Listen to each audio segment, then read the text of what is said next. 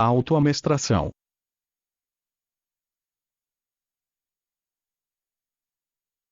O ideal de um domador seria levar um animal ao ponto de se amestrar a si próprio.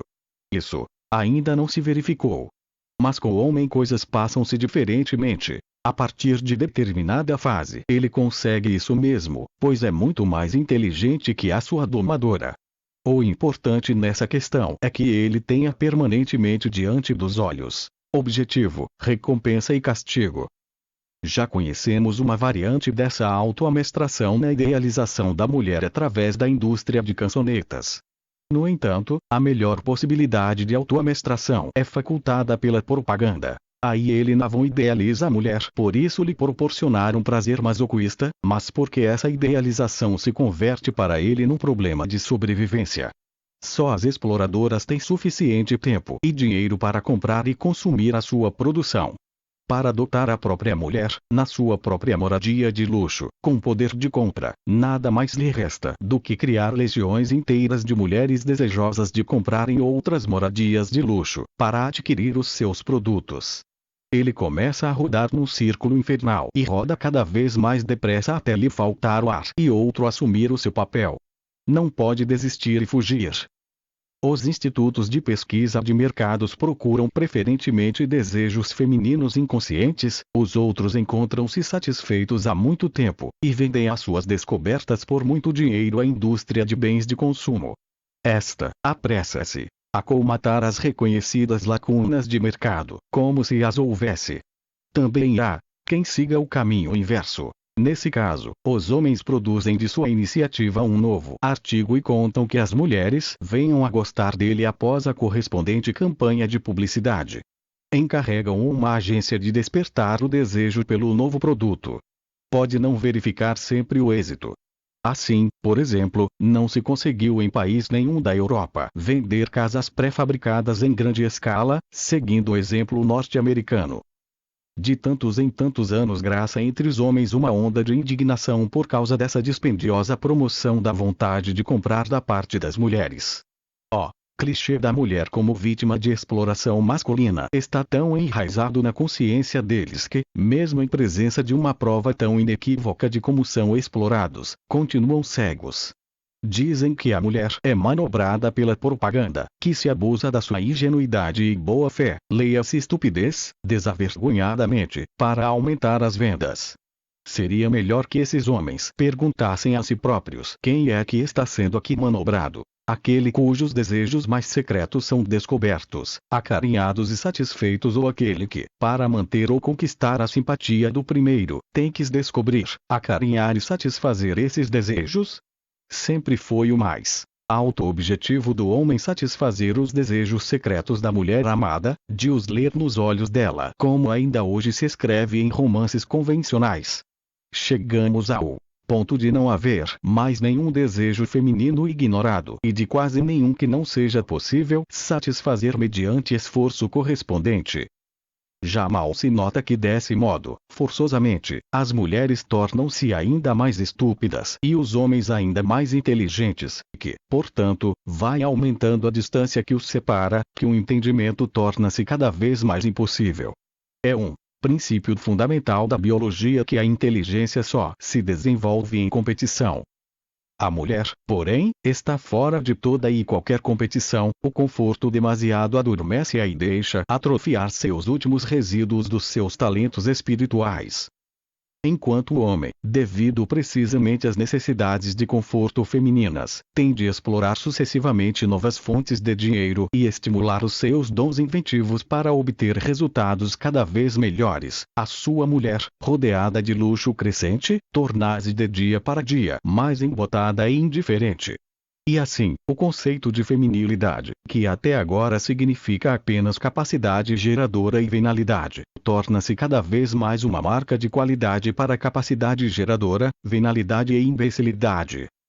Se Marx tem razão e se acontecesse efetivamente que a existência determina a consciência, assim, por exemplo, a pílula moral sexual e o impasse atômico às ideologias de paz, então, a consciência da mulher ocidental cujas condições de vida se alteraram, melhoraram substancialmente nos últimos 20 anos, encontra-se numa fase aguda de mudança. E essa mudança, que só pode terminar na completa imbecilização da mulher, é muito perigosa porque ninguém repara nela.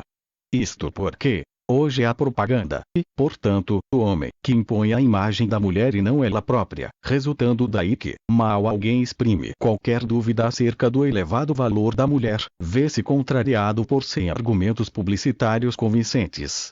A mulher é engraçada, espirituosa, inventiva, cheia de fantasia, meiga, prática e sempre habilidosa, diz a propaganda. Com um sorriso suave, como uma deusa, serve ao seu agradecido rancho de filhos a última bebida instantânea. Os olhos do marido voltam-se para ela em adoração porque lhe soube particularmente bem a sua última refeição pronta a servir, ou porque nesse momento ela lhe estende uma toalha de pano turco, que, graças a um novo detergente, está mais macia que habitualmente. Essa imagem, da qual o homem necessita para vender os bens de consumo e que estudou justamente para esse fim, é repetida incansavelmente em todo o hemisfério ocidental por todos os meios de comunicação e, assim, consolidada todos os dias.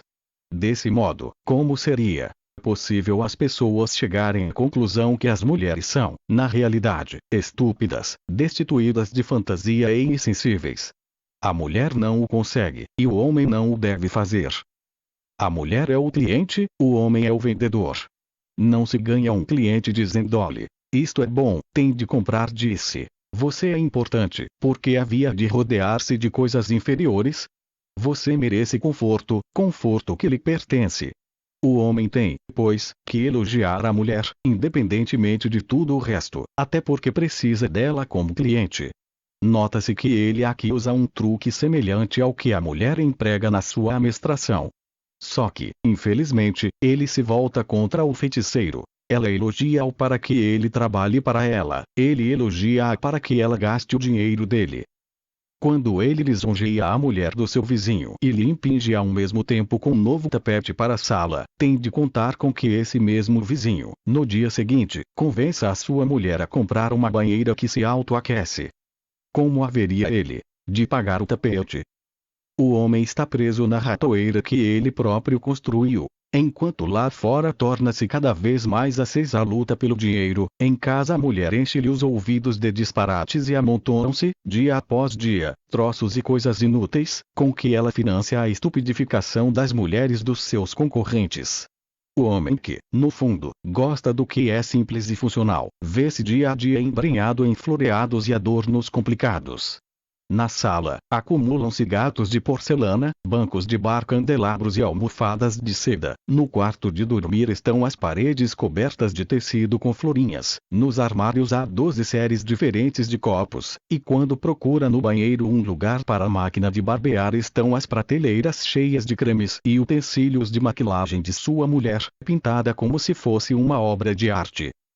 E é interessante observar que a ele próprio quase só se pôde vender aqueles produtos que, de algum modo, vêm beneficiar a mulher. Carros de esporte, para conquistar mulheres, artigos de luxo para a mulher ou objetos para equipamento de casa, portanto, também para a mulher a quem pertence, de fato, esse equipamento. Ele, coitado, é um vagabundo que balança entre o escritório e o lar. As mulheres também desejariam comprar qualquer coisa para os respectivos maridos, com o dinheiro deles. Sempre o fazem desde que se lhes depare uma oportunidade, oferecem-lhes gravatas, camisas esporte coloridas, cinzeiros, carteiras. Mas há um problema: o homem precisa de muito pouco.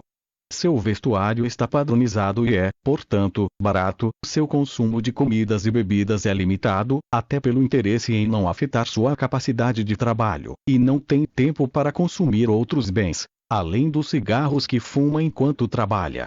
Todos os esforços da indústria para persuadir os homens a consumir loções perfumadas, fixadores ou vestuário garrido, sujeito, portanto, à moeda de curta duração, foram mais ou menos baldados. Só os homens muito jovens, cujo rendimento de trabalho ainda é insuficiente para as mulheres, os ricos, que são, aliás, sempre amados, os artistas, uma espécie de companhia para divertimento das mulheres, ou os pederastas que andam sempre vestidos segundo a moeda mais recente. Assim, por exemplo, não se conseguiu, apesar de todos os empenhos publicitários, instituir o chamado Dia do Pai, enquanto que o Dia da Mãe é todos os anos um esplêndido negócio para todos os setores do comércio. No dia em que deviam ser festejados, os homens vão, quando muito, a qualquer restaurante e bebem calmamente uma cerveja. Além de comer, beber e fumar há só mais uma atividade em que o homem é autônomo no consumo. É quando se trata de satisfazer o seu instinto sexual. Não é, portanto, de admirar que setores inteiros da economia se tenham especializado em explorar esse instinto, quer dizer, a provocá-lo e a multiplicar o prazer do homem pelo sexo, que, aliás, já é grande. Terá, contudo, de satisfazer junto de uma mulher, ao preço de costume. Como essas empresas, na maioria, são chefiadas por homens, isso significa que o homem, para sobreviver, vê-se na delicada situação de ter que excitar os seus próprios companheiros de sexo. Alimenta o prazer deles pela mulher, à custa de todos os meios adequados, e age tão profundamente como Alexandre Pavlov, na sua célebre experiência de amestração canina.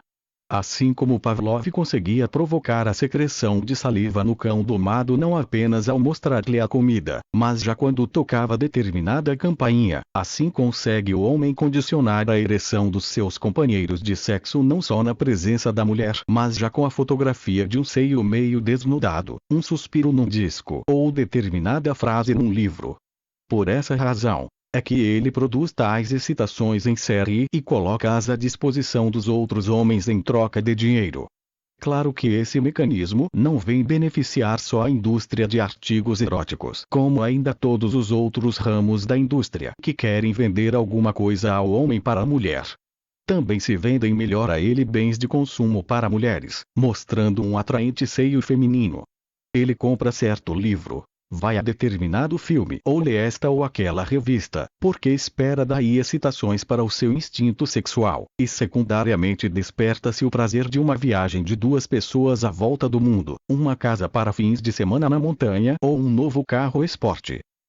Um dos exemplos mais bem elaborados dessa variante de autoamestração masculina é a revista americana para homens Playboy, onde, entre seios maravilhosos que atiçam a sua concupiscência e excelentes dissertações teóricas que o entretêm, e lhe dão oportunidade de recompor-se da sua ereção até o próximo seio, são oferecidos ao homem automóveis caros, bebidas alcoólicas, vestuário supérfluo e marcas de cigarros. Perante essas revistas, as mulheres reagem como diante de fantasmas, mas para o homem o culto dos seios tornou-se entretanto tão independente, que perderam toda a noção do grotesco que envolve a sua situação. A indústria que explora o seu instinto sexual sugere-lhe muito habilmente que o seio feminino existe para prazer do homem, e ele, entretanto, esquece para que as mulheres realmente possuem seios. A ilusão é total porque desde a invenção do leite integral que substitui o da mãe, os seios mal encontram já uma criança a quem alimentar. Crianças como reféns. O fato das crianças serem imensamente encantadoras está longe de ser uma justificação para as dar à luz. Quem faz crianças faz também adultos, portanto, homens e mulheres. A maioria dos homens, porém, vive como adultos, no inferno. E a felicidade das mulheres é de tal forma primitiva e é conseguida de tal modo à custa de outrem que também não há para fazer mulheres. Não corresponderia à verdade afirmar-se que só as mulheres estão interessadas em gerar crianças. Também os homens as desejam, pois estas integram-se nas duas ou três desculpas com que podem justificar a sua submissão à mulher. A mulher ao contrário, justifica com elas a sua preguiça, a estupidez e a falta de responsabilidade. Desse modo, abusam os dois da criatura para conseguir seus respectivos fins. Embora o mundo esteja repleto de órfãos meio esfomeados, cada casal procura sempre a sua própria descendência. Pois o homem tem que possuir um motivo para, mesmo mais tarde, quando o seu apetite sexual tiver diminuído, se escravizar a determinada mulher, a mãe dos seus filhos, e não a outra qualquer. Como a mulher é Para ele, sobretudo, um álibi para a submissão, só pode utilizar no dado momento uma única. Em todas as sociedades industriais o homem é monoteísta, quer dizer, monógamo. Vários deuses, mulheres, torná-lo-iam inseguro, dificultariam a sua identificação consigo próprio e repeli-lo-iam para aquela liberdade da qual ele está continuamente em fuga. Semelhantes motivos não significam nada para a mulher. Como não pensa em abstrato, não tem, como já vimos, nenhum medo existencial e nenhuma necessidade de um Deus que dê ao seu mundo um sentido superior. Basta-lhe um pretexto para justificar que seja precisamente esse homem, que já não vai muito interessado para a cama com ela, que deva trabalhar para ela, e, para isso, necessita de filhos desse mesmo homem. Admitindo que no nosso planeta existisse excesso de homens e a cada mulher coubessem, por exemplo, 3 homens, a mulher não teria nesse caso, evidentemente, quaisquer inibições em arranjar filhos de cada um desses 3 machos e fazê-los trabalhar a todos para as respectivas crianças, quer dizer, para si própria. Poderia, então, aproveitar-se da rivalidade entre esses homens e assim aumentar enormemente a sua capacidade de trabalho, e consequentemente o seu próprio conforto. Ao contrário da opinião corrente, ela seria mais predestinada para a poligamia do que o homem. Um homem que tem filhos de uma mulher, dá-lhe reféns para a mão e espera que ela o pressione com eles até a eternidade. Só assim é que ele terá um apoio no seu destino absurdo, e, a escravidão sem sentido, para a qual foi domado, uma justificação. Quando trabalha para a mulher e filho não trabalha só para 2 seres humanos, um dos quais não quer fazer nada por ser feminino e o outro nada sabe fazer, por ser demasiado pequeno. Ele trabalha também para algo que é mais do que essa mulher e esse filho, trabalha para um sistema que abrange tudo que ao cimo da terra é pobre, desamparado e necessitado de proteção. A pobreza, o desamparo é a falta de proteção em si mesmo consideradas, sistema que, segundo crê, precisa dele. Com a mulher e o filho arranja um álibi para sua escravatura, uma justificação artificial para sua desconsolada existência, e chama a esse sistema, a esse grupo sagrado que voluntariamente originou, a sua família. A mulher aceita com alegria os seus serviços em nome da família. Ela aceita os reféns que ele lhe confia, e faz com eles o que ele deseja, amarra-o a si cada vez com mais força e submete-o até o fim da sua vida, tirando daí todo proveito. Ambos, homem e mulher, só têm, pois, vantagem em ter filhos, caso contrário, não os procriariam. O homem tem a vantagem de dar, retroativamente, à sua vida um sentido mais elevado e de poder escravizar-se para sempre, e a mulher ofere todas as vantagens restantes. Essas vantagens devem ser enormes para ela, pois praticamente todas podem escolher entre a vida profissional e filhos e quase todas decidem-se pelos filhos. Poder-se-ia aqui objetar que as mulheres só se decidem por filhos e não pela profissão porque adoram crianças. A isso responder-se-ia que uma mulher nem é capaz de tão elevados sentimentos como os exigiria um amor puro por crianças. A prova é que quase todas as mulheres só se preocupam com os seus próprios filhos e nunca com os alheios. Só cuidam de uma criança alheia, quando, por motivos médicos, não podem ter as suas, e mesmo nesse caso, quando falharam todas as tentativas, inclusive a fecundação com sêmen de um homem estranho. Embora orfanatos de todo o mundo estejam cheios de crianças encantadoras e necessitadas e embora a televisão e os jornais publiquem quase todos os dias números referentes a pequenos africanos, indianos e sul-americanos que morreram de fome, é mais fácil às mulheres levarem para casa um cão ou gato vadios, elas que pretendem amar as crianças, do que uma criança abandonada. Embora todas as revistas possa ler-se a taxa elevada de monstros que são gerados todos os anos, crianças hidrocéfalas, com falta de membros, cegas, surdas, idiotas, elas não se deixam impressionar por isso e continuam pondo-os neste mundo, uns após outros, como se tivessem condenados a nascer por bruxedo. Quando acontece a uma delas dar, então, à luz uma dessas criaturas monstruosas, não se sente desmascarada no seu egoísmo e chamada à responsabilidade. Como a mãe de um monstro é venerada na nossa sociedade como uma mártir. Fala-se com o maior dos respeitos de uma mãe que deu à luz um filho idiota e, se ainda não tiver um filho saudável, tratará de obter o mais depressa possível um normal, igual aos filhos das outras mulheres, para provar que é saudável, obrigado assim esse filho normal a passar toda a sua juventude, toda a sua vida, na companhia de um idiota. É difícil desmascarar as mulheres, revelando que elas não amam as crianças e só abusam delas em seu proveito, porque a gravidez, o nascimento e os cuidados a ter um filho pequeno estão, de fato, ligados a alguns inconvenientes. Mas que insignificantes. Eles são comparados com aquilo que obtêm em troca: segurança vitalícia, conforto e isenção de responsabilidade. O que teria um homem de suportar para alcançar para si algo de igualmente valioso?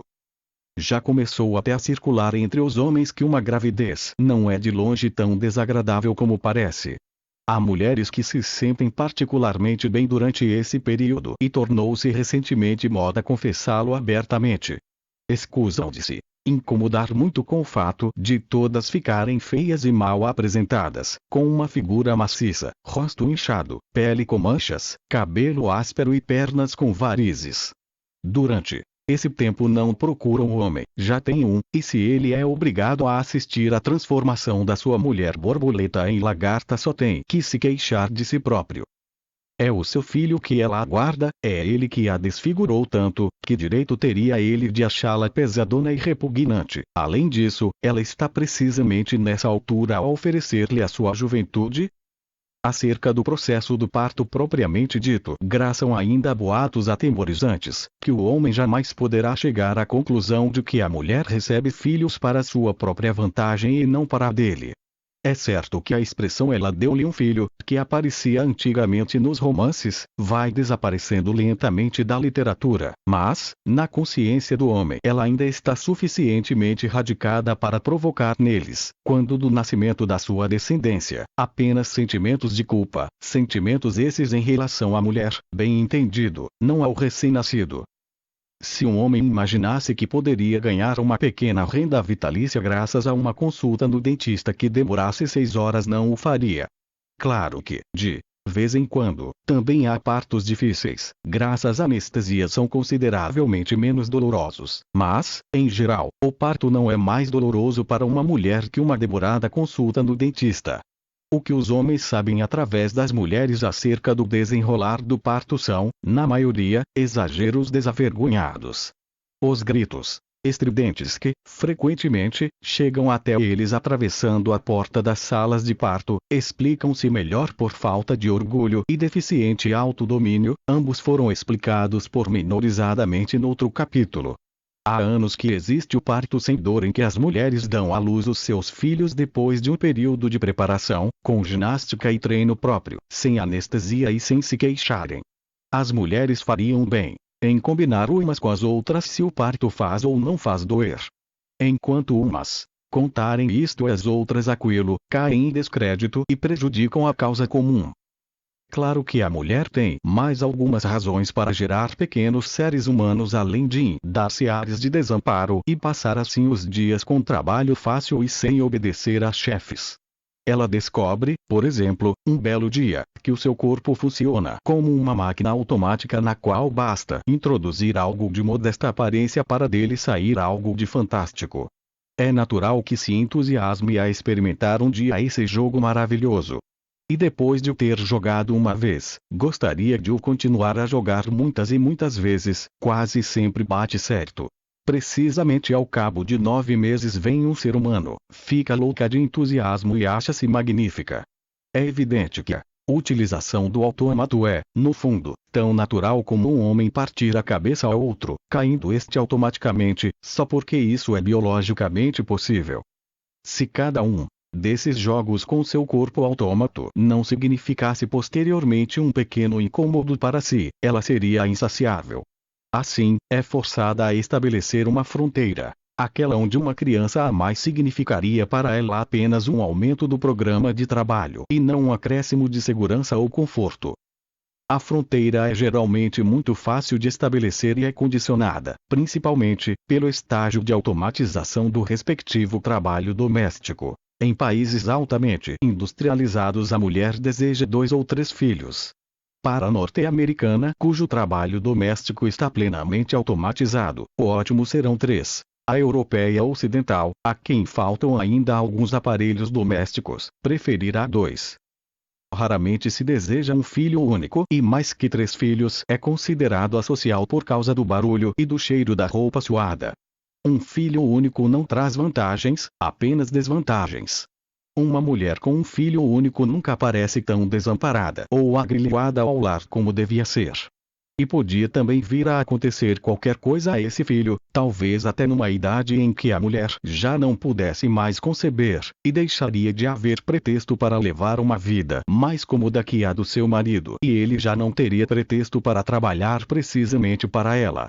Além disso, o filho único não teria companheiros de brincadeiras, a mulher teria talvez até de brincar com ele, e se alguma coisa existe que as mulheres detestam é brincar com os filhos. Enquanto que as crianças se interessam por tudo e perguntam tudo, a mulher fundamentalmente não se interessa por nada, além das imbecis possibilidades de divertimento que lhe proporcionam o governo do lar e o seu corpo.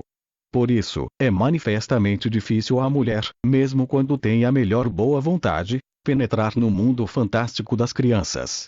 É certo que ela possui um repertório de expressões pueris para entretenimento de crianças muito pequenas, pai, pai, pai, quem é que vem aí? Mas logo que elas ultrapassam os 2 anos e começam a pensar por si, acabou-se. Não existe a propósito da mãe e do filho, nem sequer a propósito da mãe e da filha, o proverbial clichê dos interesses comuns de pai e filho, o pai que não pode deixar de brincar com o trem elétrico do filho. Quando, porém, uma mulher consegue dominar-se e brincar meia hora por dia com seu filho, mais do que isso também seria prejudicial para o desenvolvimento do seu espírito, conta isso em toda parte como se fosse uma façanha, e com razão, porque autodomínio em tal grau é de fato, no caso dela, uma façanha. Só 2 ou 3 filhos é que garantem segurança material. Fazem com que a mulher pareça desamparada e incapaz de angariar o seu sustento e diminui o risco de ficar na velhice sem filhos, sem netos, sem ninguém que lhe possa manifestar a sua reverência pelo cuidado maternal. Permite, além disso, que as crianças brinquem umas com as outras, enquanto a mulher se dedica aos seus prazeres mais elevados, tais como cozer ou fazer bolos. A assistência maternal consiste, nesse caso, em fechar os filhos todos no quarto e voltar a entrar nele apenas quando algum se feriu ou berrou muito alto. Acresce que a educação e a mestração de 2 ou mais filhos é muito mais fácil de conseguir que de um filho único. Para conquistar a obediência de um filho único tem de fazer-se uma complicada propaganda, tem de inventar-se métodos para o enganar, persuadir, levá-lo ao bom caminho, ou é preciso castigá-lo, o que só amassa a mulher, por isso deixa este trabalho para o marido. Pelo contrário, vários filhos educam-se por chantagem. Como todos dependem do elogio da respectiva mãe, basta favorecer ligeiramente um deles para que os outros façam imediatamente o que lhes é exigido.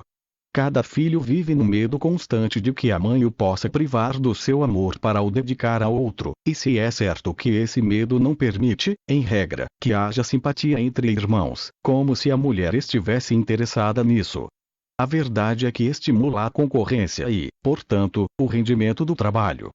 E mais tarde também, quando esses filhos forem adultos, mas não desejarão, no fundo, que supervalorizarem-se mutuamente para mostrar essa eficiência aos olhos da mãe.